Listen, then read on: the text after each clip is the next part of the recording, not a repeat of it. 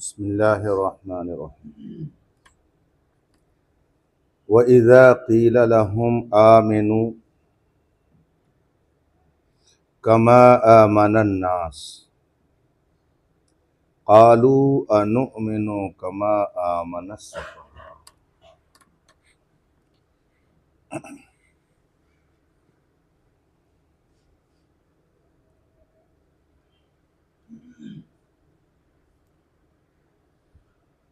हिदायत देने वाला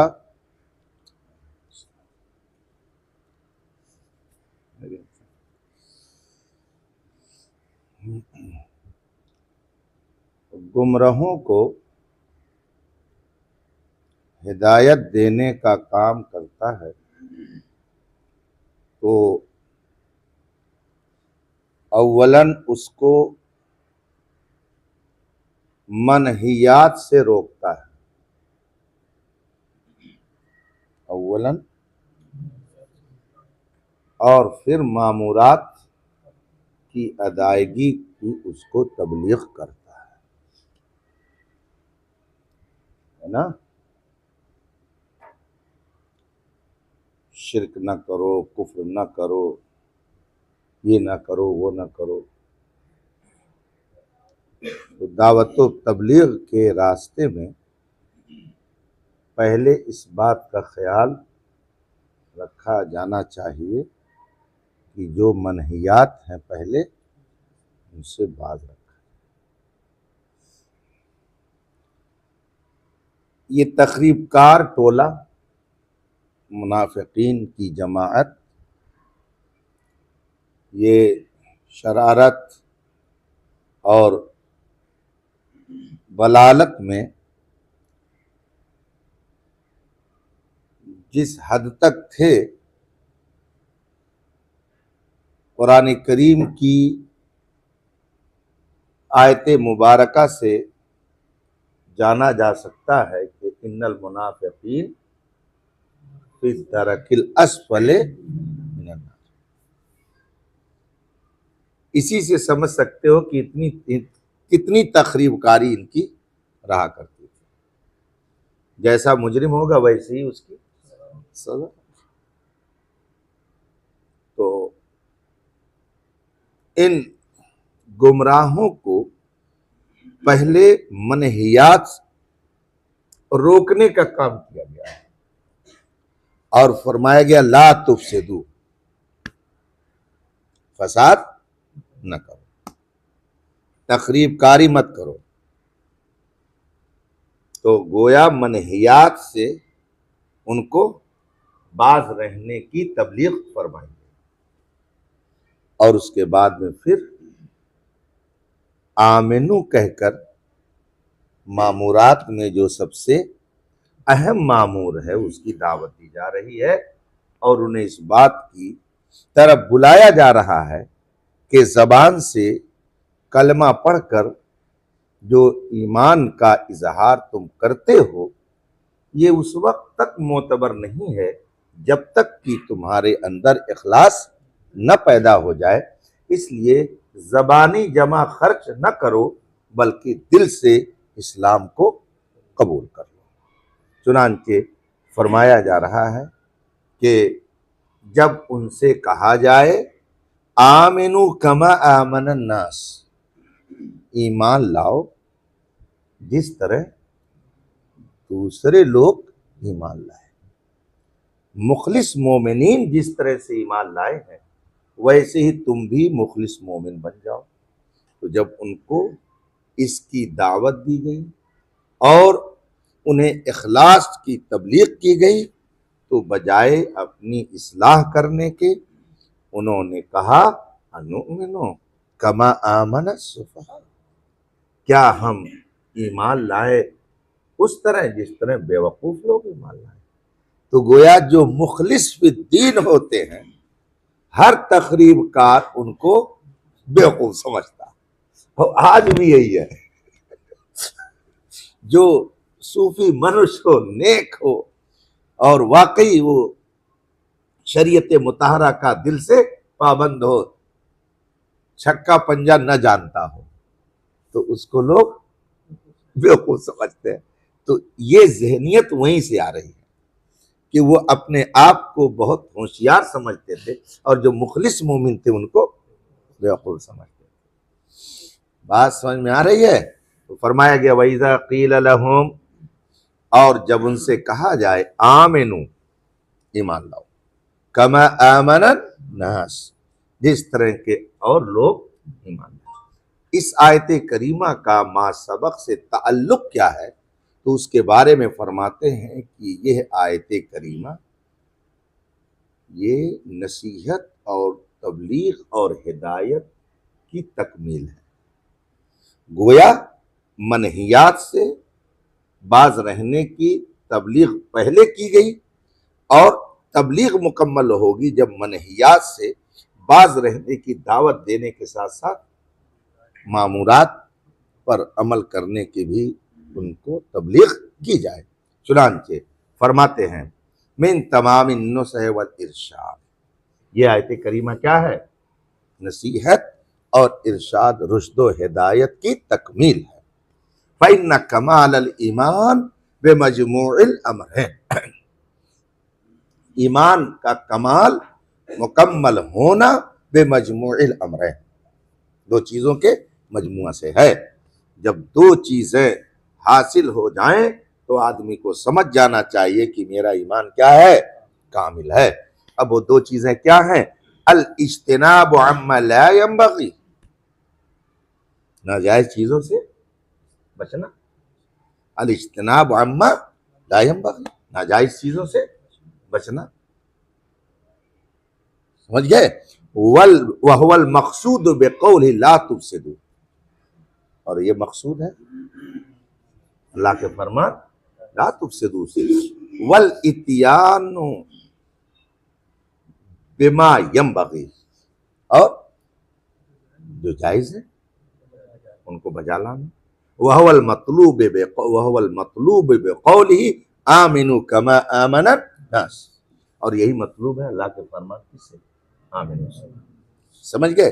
हदीस पाक में फरमाया गया कि ईमान कामिल कैसे होता है, एक शख्स मुकम्मल मोमिन कैसे माना जाएगा?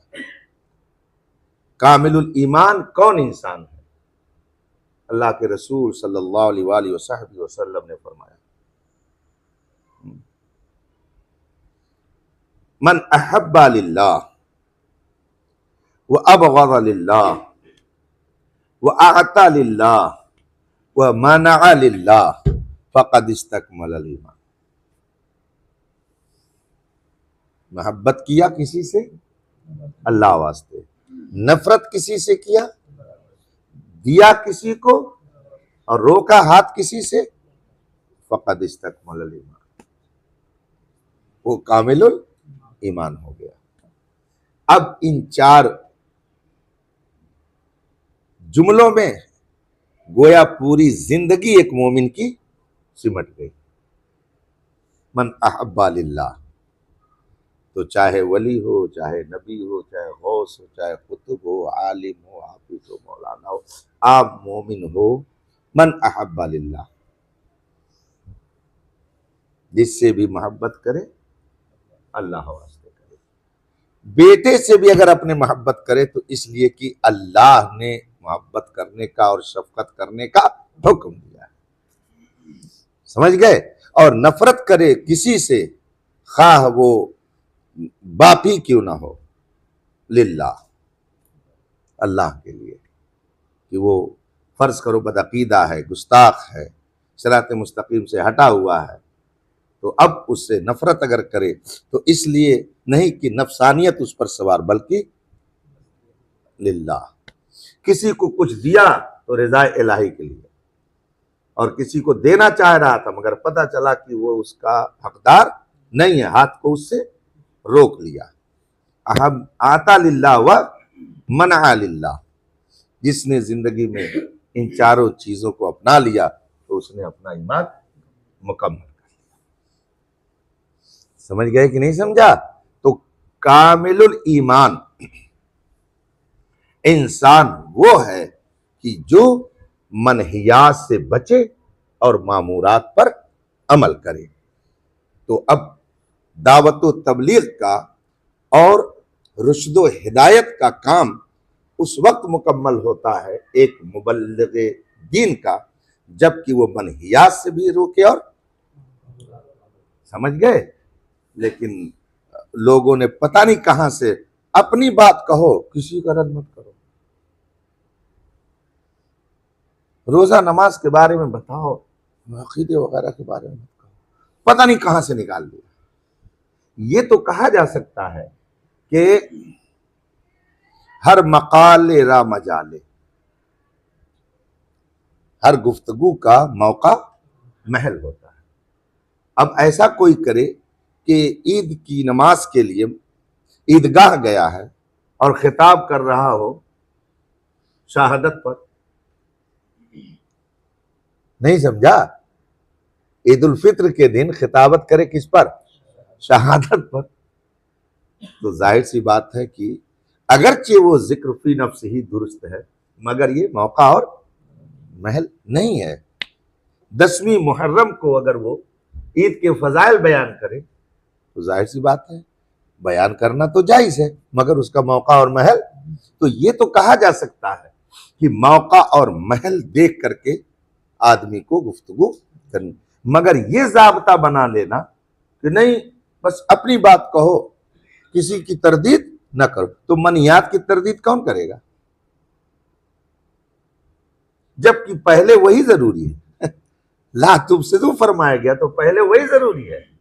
पढ़ चुके हो इससे पहले कि खूबसूरत नक्श अगर कोई ब्लैक बोर्ड पर बनाना चाहता है तो पहले उसके अंदर जो लकीरें गलत खिंची हुई हैं उन लकीरों को क्या किया जाएगा? साफ किया जाएगा। उसके बाद फिर उस पर फूल बनाया जाएगा। नक्शो नगार बाद में आएगा।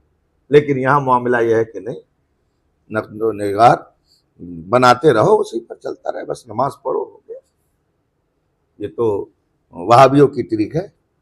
उनके यहाँ तो यह है कि अगर आदमी ने कह दिया अरे मौलाना क्या बताएं इस्तिंजा सही नहीं, अरे चलो अल्लाह सब माफ कर रहा है, हाँ जी, वैसे लेके मस्जिद में चले जाते हैं, बेवजू नमाज पढ़ा देते हैं, ये सब होता है। तो ये दीन की तबलीग नहीं है।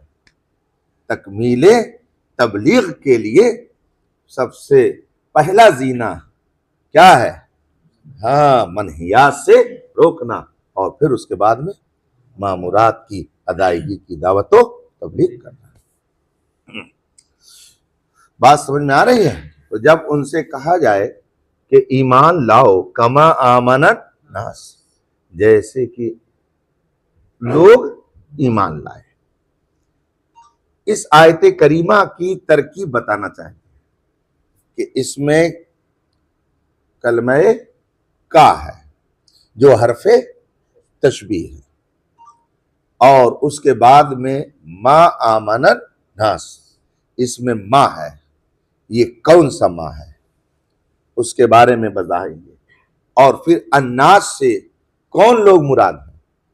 ईमान लाओ जैसे लोग ईमान लाए तो कौन लोग मुराद हैं? और तशबीह दी जा रही है तो किस चीज में तशबीह दी जा रही है? मुशब्बा कौन है, मुशब्बा बे कौन है? तो फरमाते हैं कमा आमन अन्नास फी हैय्यिन नसब। ये क्या है?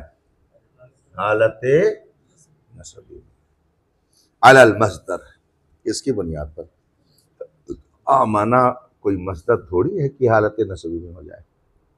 तो फरमाते हैं कि अलल मस्दर का मतलब यह है कि ये मफूले मुतलक है। क्या है? मफूले मुतलक है। फी हैय्यिन नसब अलल मस्दर का मतलब है हालत नसबी में है। किसकी बुनियाद पर? मफूले मुतलक की बुनियाद। तो मफूले मुतलक कैसे है? इसलिए कि मफूले मुतलक के लिए तो जरूरी है कि फेले मज़कूर के माना में हो और वो मस्दर होता है। तो अब यहां पर मस्दर क्या है? तो फरमाते हैं कि ये जो का मां में जो मां है ना, वो मां मस्दरिया क्या है वो? और जब मां मस्दरिया हुआ तो ऐसी सूरत में आमना को इसने मस्दर के माना में कर दिया। तो ये आमना माना में किसके हो गया? ईमान के हो गया। बात समझ में आ रही है? तो फरमाते हैं वमा मसदरिया,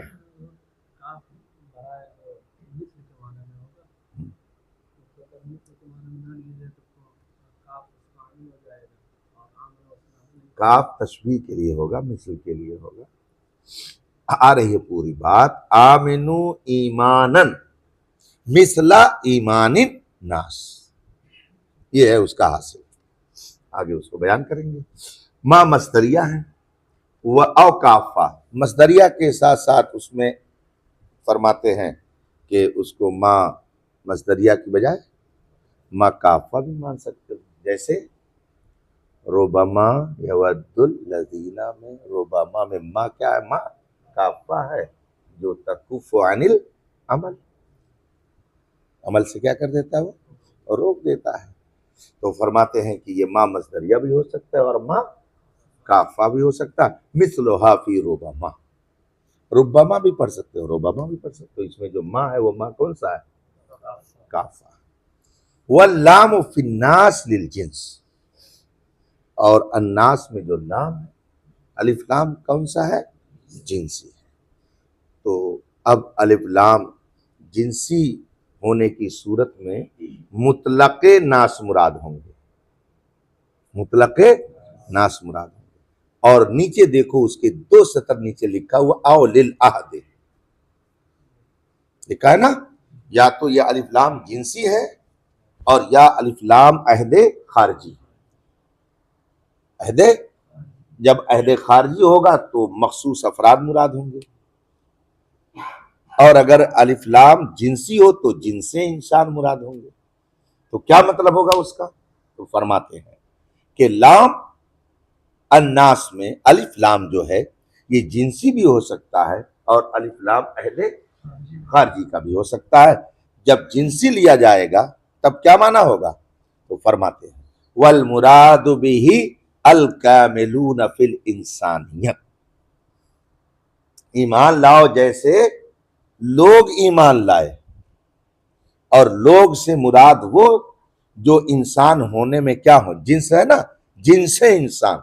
तो जिन्स से मुराद यह है कि जो जिन्सियत में क्या हो, कामिलो मुकम्मल हो, यानी इंसान होने में कामिलो मुकम्मल हो, इंसानियत में जो कामिल हो। अल मुराद भी अल कामिलून फिल इंसानियत, जो इंसानियत में क्या हो, मुकम्मल हो, कामिल फिल इंसानियत। तो अब जब कामिल फिल इंसानियत, तो कामिल फिल इंसानियत कहा किसको जाएगा? वो कौन लोग हैं जो कामिल फिल? तो अब फरमाते अल आमिलून बिक़ज़ियतिल अक़ल, अल, हाँ, जो तकाज़ाए अक्ल के मुताबिक अमल करते हैं। लिहाजा जितने लोग शिर्क व कुफ्र में मुब्तला हैं, एक भी अक्लमंद नहीं समझा। कुरानी इरशाद के मुताबिक जितने बदअकीदा हैं, जितने भी फुस्साको फुज्जार हैं, एक भी वो अपनी अक्ल के मुताबिक अमल करने वालों में नहीं, बल्कि सब अक्ल से पैदल है। बात समझ में आ रही है? मगर ताज्जुब यह है कि उन्हीं को दानिश्वर समझते हैं। किसी जलसे में अगर 4-6 डॉक्टर और प्रोफेसर मदऊ हों और कुछ उलमा हों तो क्या लफ्ज बोलते हैं? उलमाए किराम और दानिश्वरान कौम मिल्लत शरीक हो रहे हैं। दानिश के माने अक्ल, दानिश्वर का माना, तो उलमा को अलग कर दिया और अक्ल वाला उनको कर दिया जो बेअक्ल होते। दानिश्वर ने अक्ल वाला ही होता ना जी, तो उनको अक्ल वाला समझते और इन बेचारों, हालांकि अक्लमंद हकीकत में वही लोग हैं।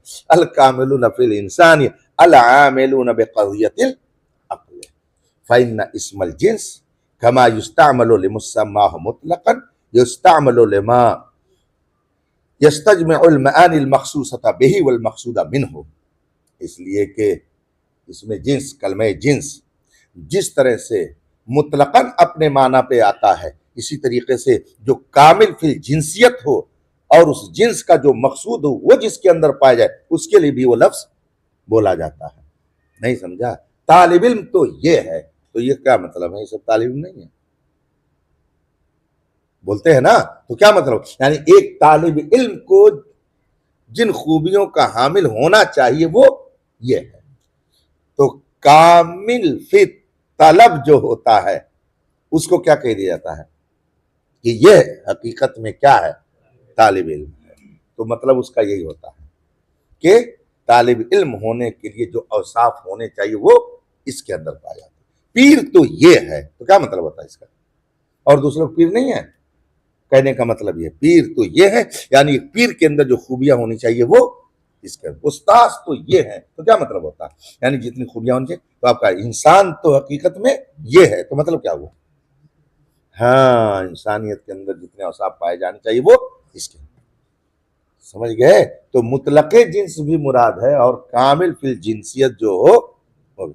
जैसे इमाम अहले सुन्नत आला हज़रत रज़ियल्लाहु ताला अन्हु ने तर्जुमा फरमाया, अर्रहमान अल्लमल कुरान, रहमान कुरान सिखाया। उसके बाद फिर क्या है, खलकल इंसान, यहां पर इंसान से मुराद आला हजरत ने किसको लिया, हुजूर सल्लल्लाहु अलैहि वसल्लम को।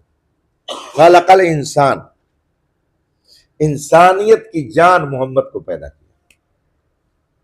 तो अल इंसान से मुराद हुजूर की जात। क्यों, इसलिए कि मुतलके इंसान भी इंसान है और कामिल फिल इंसानियत भी इंसान है, और जाने इंसानियत भी क्या है, तो कामिल फिल इंसानियत कौन है, हुजूर की जात है। समझ गए। इसलिए यहां पर जब जिन्स बोला गया तो मुतलके फर्द भी मुराद लिया जा सकता है और फर्दे कामिल भी मुराद लिया जा सकता है। तो यहां पर अन्नास से मुराद कौन लोग हैं, फर्दे, हाँ, अफरादे कामिल मुराद है, जो कामिल अफराद हैं वो मुराद है इसके अंदर। जिस तरीके से लफ्ज जिन्स ये मुतलकन अपने माना पर इस्तेमाल किया जाता है, ये इस्तेमाल होता है उसके लिए भी जो उस जिन्स के साथ जो मानी मखसूस हैं और जो उस जिन्स का मकसूद है उसका जो जामे हो, उसके लिए भी वो लफ्ज बोला। भाई तालिब इल्म का मकसूद क्या है, तालिब इल्म बनने का तहजीब व तमद्दुन, तालीम व तरबियत से आरास्ता और पैरास्ता हो जाना। जो इन खूबियों से आरास्ता और पैरास्ता हो जाए तो उसके लिए बोला जाए कि ये क्या है, तालिब इल्म। बस ऐसे ही है। वलिज़ालिका युस्लबु अन गैरिही, इसीलिए तो जिसके अंदर ये कमालात ना पाए जाए उससे क्या है, उसको क्या कर लिया जाता है, सल्ब कर लिया जाता है। तकरीर ना सुने उमरी, इंसान और चीज है और इंसानियत, हाँ। बोलते हैं ना भाई, फर्ज करो कि अगर कोई लड़का अपने बाप को मारे लाठी लेकर के, तो लोग देखेंगे क्या कहेंगे, इसके अंदर देखो, हालांकि वो इंसान ही है मगर फिर भी कह रहे हैं कि इसके अंदर। तो इसका मतलब क्या हुआ, एक आम आदमी समझता है कि इंसान और चीज है, इंसानियत और चीज है। बात समझ में आ रही है। तो जिसके अंदर वो खूबियां न पाई जाएं जो एक इंसान के अंदर होती हैं, तो उससे इंसानियत की नफी कर दी जाती है और कह दिया जाता है इसके अंदर इंसानियत नहीं है। वलिज़ालिका युस्लबु अन गैरिही, इसीलिए तो दूसरे से, यानी जिसके अंदर वो चीजें न पाई जाए, वो औसाफ न पाए जाए, तो उससे उस जिन्स को क्या कर लिया जाता है, सल्ब कर लिया जाता है। जैसे कहा जाता है जैदुन लैसा बे इंसानी, जैद इंसान, हालांकि वो क्या है, इंसान है। तो मतलब यही है कि जो खुसूसियात इंसान की हैं वो इसके अंदर नहीं पाई जाती है। तो आमतौर से बोलते हैं इसके अंदर इंसानियत नहीं रहेगी। तो मतलब क्या हुआ, यानी जो इंसान की खुसूसियत है वो इसके अंदर नहीं पाई जाती। इसी तरीके से अन्नास से मुराद यहाँ पर वो लोग जिनके अंदर इंसानियत के कमालात और खूबियां पाई जा रही हैं, उनकी तरह तुम भी क्या हो जाओ, ईमान वाले हो जाओ। समझ गए। वमिन हादल बाब, इसी कबील से है अल्लाह का फरमान, सुम्मुम बुकमुन उम्युन फहुम ला, गूंगे हैं, बहरे, अंधे हैं। तो इसका मतलब थोड़ी है कि जितने मुनाफिकीन थे सब, हाँ, सुनते नहीं थे, बोल नहीं पाते थे। बोल नहीं पाते थे तो कैसे कहते थे, नशहदु इन्नका लरसूलुल्लाह। अरे नहीं समझा, बोल नहीं पाते थे तो कैसे कहते थे, वइज़ा लकुल लज़ीना आमनु क़ालू, वमिन अन्नास मन यक़ूलु आमन्ना। बोल नहीं पाते कैसे कहते, बात समझ में आ रही है? सुन नहीं पाते थे तो आखिर मुसलमानों का भेद लेकर के उधर बताते कैसे थे? तो गोया कुरान ही से साबित है कि वो न गूंगे थे, न बहरे थे, और ना ही अंधे थे। कुरान ही से साबित है। और फिर कुरान ही उनको कह रहा है कि ये गूंगे, और तो क्या मतलब है? यानी एक आंख वाले के लिए जो अल्लाह की तरफ से इनाम है आंख, उस आंख के अंदर जो खुसूसियात होनी चाहिए वो खुसूसियात जबान अल्लाह ने दी है। ये जबान किस लिए है? अल्लाह ने जबान दी है तो किस लिए दी है? दहन में जबान, जबान अल्लाह ने दी है तो सनाए मुस्तफा के लिए दी है। बदन में है जान तो सब कुछ तो अहकाम शरइया की इताअत व फरमा बरदारी के लिए है, और ये तकरीबकारी में लगाए हुए हैं। तो गोया जो जबान, आंख, नाक वगैरह वगैरह की खुसूसियतें हैं और जो उनका काम है वो काम नहीं कर रहे हैं, तो इसका मतलब गोया वो चीजें हैं ही नहीं। यही मतलब है उसका। यही मतलब है। वनहु, और इस तरीके की और भी जो आयात है सब में यही माना है। बात समझ में आ रही है? वक़द जमाअहुम शाइर फी कौली, शायर ने अपने एक शेर में दोनों बातों को जमा कर दिया। यानी एक जगह उसने मुतलके जिन्स मुराद लिया और दूसरी जगह कामिल फिल जिनसियत। चुनांचे कहता इज़न नासु नासुन व ज़मानो, जमाना तो ये जमाना है, लोग तो ये लोग हैं, तलबा तो ये तलबा है, मदरसा तो ये मदरसा है। तो पहला मदरसा जो बोला गया वो मुतलके मदरसा मुराद, और दूसरा जो मदरसा बोला गया वो एक मदरसे की जो खवास है, जो खुसूसियात हैं वो इसके अंदर पाई जाए। तो ऐसे इज़न नासु नासुन, तब तो ये लोग लोग हैं और ये जमाना जमाना है। बात समझा? तो पहला मुतलके नास मुराद और दूसरा कामिल फिल इंसानियत। पहले मुतलकन जमाना मुराद है और दूसरे से मतलब बात समझ में आ रही है? एक माना यह हुआ गोया अल्लाह के रसूल सल्लल्लाहु अलैहि वसल्लम की सोहबत की बरकत ने खुदा की तरफ से उनके कामिल फिल इंसानियत होने का परवाना अता कर दिया। सिद्दीक अकबर कामिल फिल इंसानियत है, उमर फारूक आजम कामिल फिल इंसानियत है, उस्मान गनी मौलाए कायनात ये कामिल फिल इंसानियत है। बात समझा? और ये कमाल मेहनत से नहीं मिलता मलिक साहब। सहाबी उसे नहीं कहा जाता है कि जो रोजा नमाज करे। सहाबी की ये तारीफ नहीं है जो 24 घंटा कुरान शरीफ पढ़े, नवाफिल और फराइज़ वाजिबात की पाबंदी करे। सहाबी उसको कहा जाता है मन रअा नबी सल्लल्लाहु अलैहि वसल्लम, जिसने सरकार का ईमान की हालत में दीदार किया हो। तो अब सोहबत और दर्जे सहाबियत इबादत और अमल से नहीं मिलता है, दीदारे मुस्तफा से मिल। अब दीदार चाहे एक लम्हे का हो, समझ गए, और चाहे वो सालों पर मुहित हो। सहाबियत का दर्जा अमाल की बुनियाद पर नहीं, हसब नसब की बुनियाद पर नहीं, बल्कि दीदारे मुस्तफा की बुनियाद पर। एक साअत सोहबत बाऔलिया, एक साअत सोहबत बाऔलिया बेहतर अज सद साला ताअत बेरिया। समझा इसका मतलब क्या होता है? यानी एक लम्हा, एक साथ सोहबत बाउलिया, एक लम्हा किसी अल्लाह वाले की सोहबत में रहना, ये बेहतर अज सद साला ताअत बेरिया। बेरिया इबादत, इखलास के साथ कोई इबादत 100 साल करे, 100 साल इबादत करे और वो भी बेरिया इबादत, इखलास वाली इबादत, उससे बेहतर सात है। एक वो सात जो किसी अल्लाह वाले की बारगाह में, तो जब वली की बारगाह में एक सात रहना बुजुर्गाने दीन ने 100 साल की बेरिया इबादत से अफजल करार दिया है, तो कायनात की जान रसूल पाक की बारगाह में एक साथ रहने का क्या दर्जा होगा जी, इसको कौन अंदाजा लगा सकता है। वो मकाम है मकाम सहाबियत। बात समझ में आ रही है।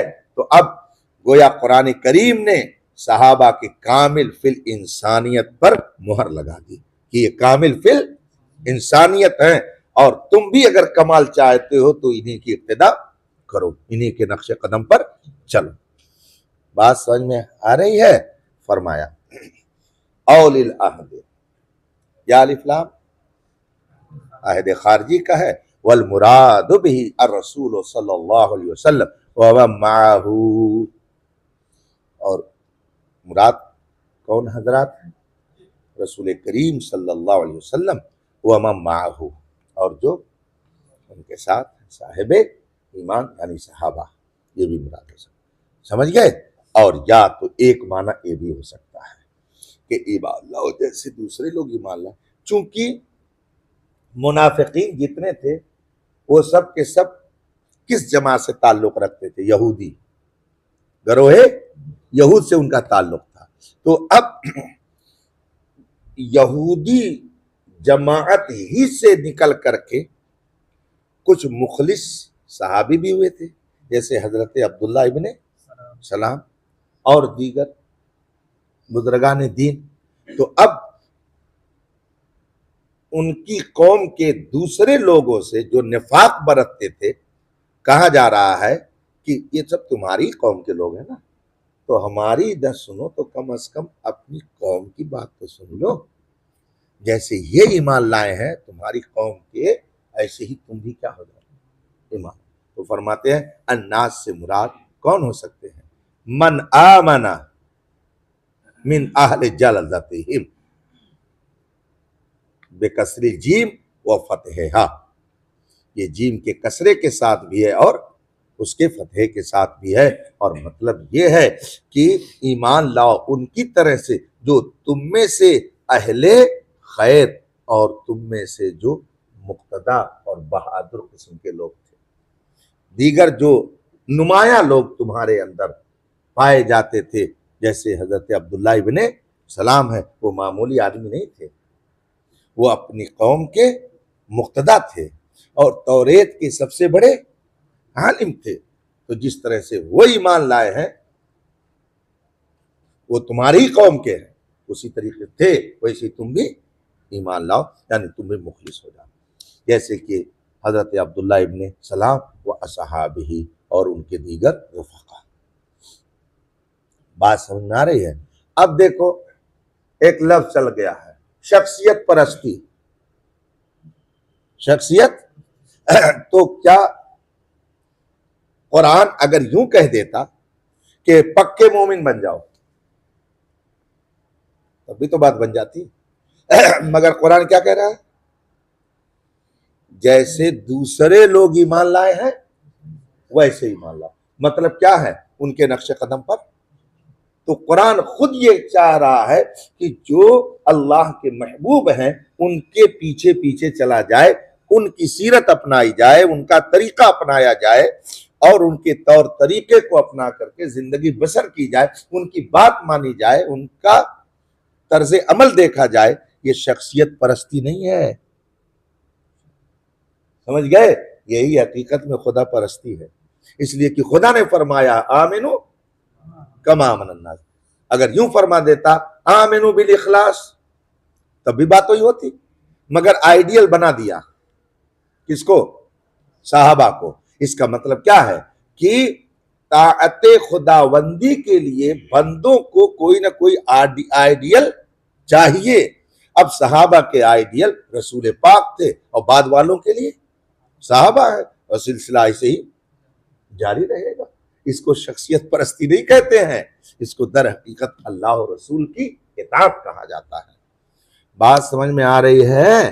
तो फरमाते हैं कि यहां पर तीन माना लिया जा सकता है। मुतलकन अन्नास से मुराद कामिल फिल इंसानियत, और दूसरा मतलब रसूल पाक और सहाबा, और तीसरा मतलब क्या, कौम यहूद से जो सच्चे मोमिन हो गए थे वो मुराद है। वल माना, अब हासिल कलाम ये होगा आमिनु ईमानन मकरूनन बिल इखलास मुतमहज़न अन शवाइबिन निफाक मुमासिलन लिईमान। मतलब ये होगा कि ईमान लाओ, ऐसा ईमान जो मुश्तमिल हो, मिला हुआ हो, किससे? इखलास के साथ। मुतमहज़न अन शवाइबिन निफाक, निफाक की अलामतों से क्या हो? पाक हो। मुतमहिज़ हो, अलग हो, पाक साफ हो। मुमासिलन लिईमानिहिम, और दीगर सहाबा के ईमान की तरह हो। देखो, आमिनू ईमानन मुमासिलन लि ईमान। बात समझ में आ रही है? तो उन मुखलिस मोमिनीन के खुलूस की शहादत गोया कुरान भी दे रहा है। समझ में बात आ रही है? लिहाजा सहाबा पर तबर्रा करने वाला वो मुनाफिक तो हो सकता है, मगर वो मुसलमान नहीं हो सकता। जो सहाबा पे तबर्रा करे वो गोया कुरान का मुनकिर है, इसलिए कि कुरान ने उनके इखलास की और कामिल फिल इंसानियत की शहादत दी है। लिहाजा उनके बारे में जबान दराजी करना ये किसी बदबख्त ही का काम हो सकता है। सआदतमंद जबान इस तरह के जुमले नहीं इस्तेमाल कर सकती। लिहाजा जो लोग हजरत सिद्दीक़ सिद्दीक़ अकबर रज़ी अल्लाह तआला अन्हु या दीगर सहाबा के बारे में जबान तान तराज करते हैं, वो अपनी आकबत की खैर मनाए और फिर अपने बारे में सोचे कि वो कहाँ जाए। बात समझ में आ रही है?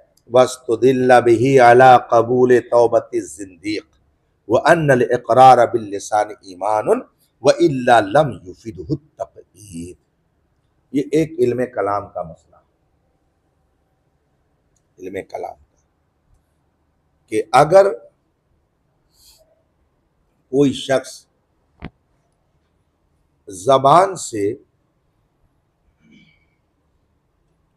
कलमे शहादत पढ़ता हो मगर उसी के साथ साथ वो अपने दिल में कुफ्र छुपाए हुए, तो वो है, उसको कहा जाता है जिंदीक। क्या कहा जाता है? इस्लामी अहकाम पर अमल भी करे, रोजा नमाज भी करे, एतराफे नबूवत व रिसालत भी करे, मगर अपने दिल में कुफ्र छुपाए, उसका नाम क्या है? जिंदीक। समझ गए? हर मुनाफिक जिंदीक है, मगर हर जिंदीक, इसलिए कि मुनाफिक यहां पर मुनाफिक एतकादी का वजूद सिर्फ रसूल पाक के जमाने तक था। मुनाफिक एतकादी हुजूर के जमाने के बाद किसी के लिए यह हुक्म नहीं लग सकता है कि ये मुनाफिक है। क्यों? इसलिए कि एतकाद का ताल्लुक किससे है? दिल से, और दिल के हालात पर किसी और को आगाही नहीं। सरकार के पास वही इलाही आती थी, इसलिए वो लोगों के दिलों के हालात। तो मुनाफिक एतकादी का वजूद खास था किसके साथ? अहदे रिसालत के साथ। बाद के लोगों के लिए एतकादी मुनाफिक नहीं कहा जा सकता किसी को। मुनाफिक अमली उस वक्त भी थे और आज भी, समझ गए? मगर जिंदीक किसी भी दौर में पाया जा सकता, जो अपने कुफ्र को छुपाए और अपनी जबान से ईमान का इजहार। अब अगर जिंदीक तौबा कर ले और मुखलिस मोमिन बन जाए तो उसकी तौबा कबूल होगी या नहीं? जैसे मुर्तद्दीन में से कुछ मुर्तद ऐसे हैं जिनकी तौबा कबूल, कुछ मुर्तद ऐसे हैं जिनकी तौबा कबूल नहीं है। तो क्या जिंदीक भी उन्हीं में से है कि जिसकी तौबा कबूल नहीं? तो फरमाते नहीं, अगर वो तौबा कर ले और मुखलिस मोमिन बन जाए तो उसकी तौबा कबूल है। इसलिए कि मुनाफिकीन जबान से कलमा पढ़ते थे और दिल में अपने कुफ्र छुपाए रहते थे, और उनको कहा जा रहा है कि सच्चे मोमिन बन जाओ। तो अगर वो सच्चे मोमिन बन जाते तो गोया उनका यह ईमान काबिले कबूल हो जाता और उनकी तौबा मकबूल हो जाती। तो जब मुनाफिक एतकादी की तौबा मकबूल है तो जिंदगी की भी तौबा मकबूल है। लिहाजा अगर मुखलिस मोमिन वो बन जाता है तो वो मोतबर है और उसकी तौबा को कबूल किया। इसी आयत करीमा से हमारे उलमा ने इसका क्या किया है, सबूत पेश किया है। चुनांचे उसके बारे में फरमाते वस्तुदिल्ला बिही,